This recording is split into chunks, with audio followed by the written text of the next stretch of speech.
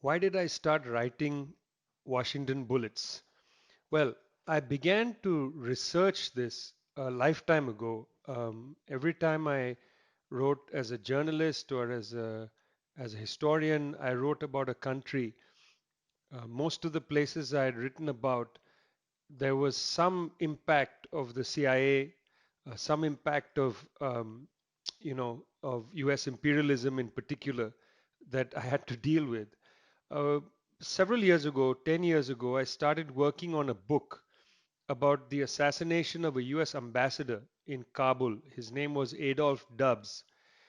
Nobody talks about the assassination of Adolf Dubs at the start, in a sense, of the war on terror.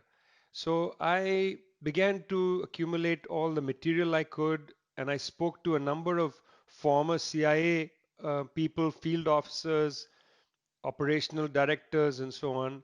Um, and they wouldn't really tell me what happened, and they used to warn me, tell me to stay away from the story. But in talking to them for that story, which I hoped to write a book on and never did, about the origins of the modern crisis in Afghanistan, I learned a lot about CIA practice, about how they operated, how they utilized religion, and so on. So I have files and files and files on the CIA operations.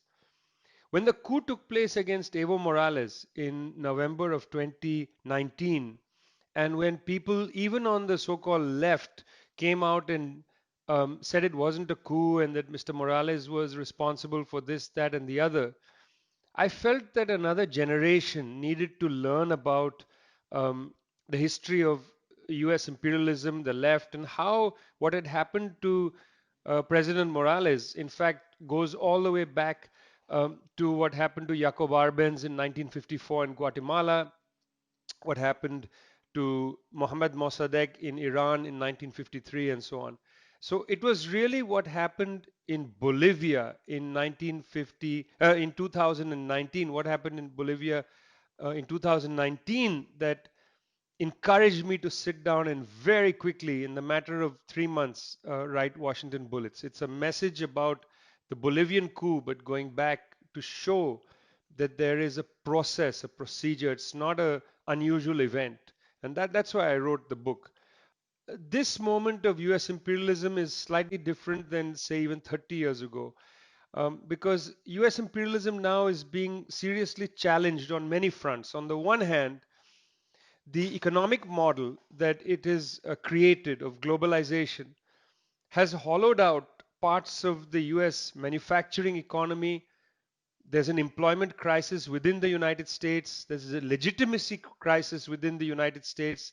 The people don't necessarily trust the ruling authorities, so that even Donald Trump and the Republicans ran, against the state in a way, ran politics saying that, we want to take America back to a better time. And the state is the deep state, a term that Donald Trump dabbles with. There's inside an internal challenge. Externally, the United States is not able to maintain its alliance system and therefore has had to, by itself, unilaterally conduct its forceful foreign policy. It has ships now in the Persian Gulf, in the South China Sea, in the Caribbean. It doesn't have the ability to sustain militarily the kind of campaigns that it needs to if it needs to be the imperial center.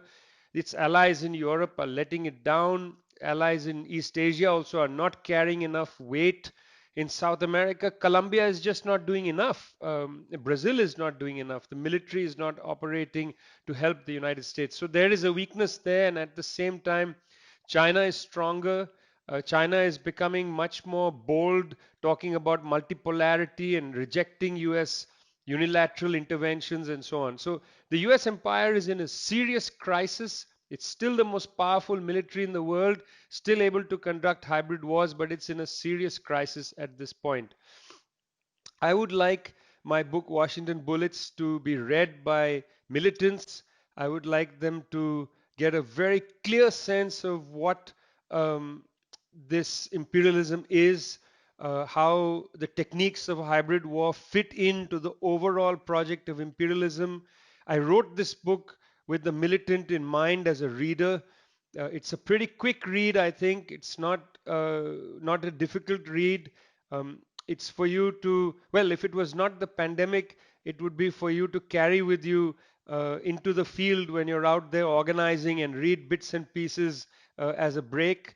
But now, because of the pandemic, well, there's time to read, and I hope people read it. This is a book that is a book against the coup d'etat done in Bolivia and against the hybrid wars against Iran, Venezuela, the pressure on the people of the South in Mali, another coup, Thailand, another coup. This is a book written for movements of farmers who are defending their land, landless people defending their homes, students defending their right to education. I hope this book will be used by them. I hope it will provide them with the shield, the armor, the ideological armor in the battle of ideas against imperialism.